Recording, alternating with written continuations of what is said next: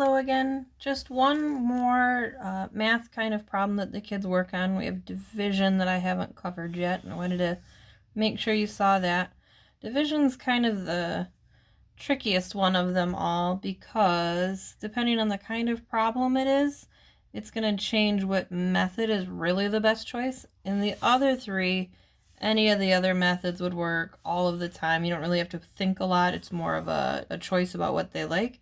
In division, depending on the kind of problem, some of the methods may or may not work as well, so you kind of have to look at your numbers and understand your numbers a little bit before you apply a method. But the one that always works and where most kids tend to fall is traditional, which if I gave you something like 472 divided by 8, you know that that'll go in there. What? 5 times, that'll be 40, subtract, you get 7, so 59, because it comes out perfectly. I think that's how all or most of us were taught. Another one that the kids really like is partial quotients. Again, just like the other ones, except this time, because it's division, we go with quotients, the answer to a division problem. Some of the kids call this the Big 7 method just because of how the division part ends up looking. I'll do that same problem I just did. I still write this down. Then I'm going to draw a big line because I'm actually going to do the math over here. This is where I'm going to keep track of my answer. And in this one, we're using our knowledge about multiplying with tens and hundreds and things like that to really help ourselves make this work out. So looking at the biggest place value, that's 400 or close to 400. The next one would be 500. But I don't want to go up because I don't want to risk being over. So thinking about 408, I know that that'll fit in there 50 times. So I'm going to get rid of that 400. It leaves me with 72. And then I know that 8 and 72 work with a perfect 9. So now that'll give me 72. I have none left over. If I did, it would turn into a remainder at this point because I'm out of place values to really look at.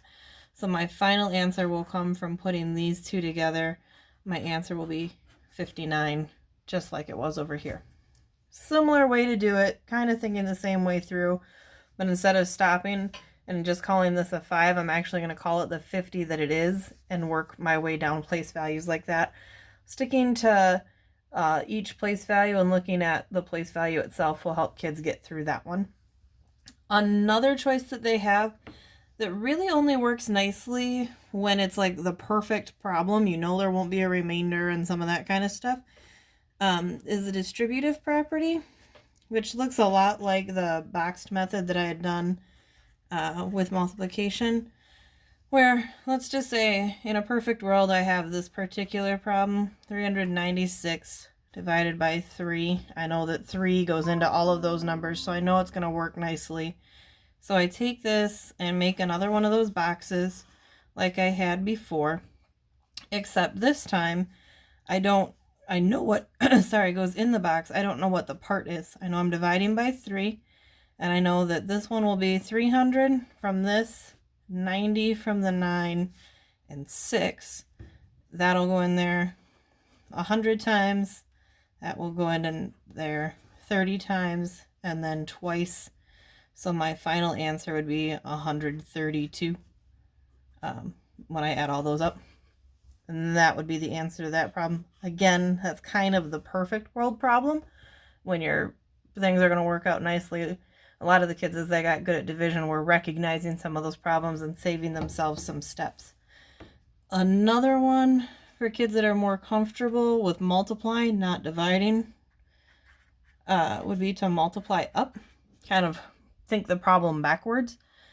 So if I had a problem like 11 divided into 144, something like that, it kind of combines this and some traditional stuff where I'm going to start looking at my place values and I know that I can fit 10 in there, so I'm just going to start with 10. 11 times 10 is 110. Okay, it's not enough. I know I've got to fill in a 34 yet, and I know that I can get 11 into that amount 3 times, which will suck up another 33. And I found 143 of the 144 I wanted, which means I would need to give it one more.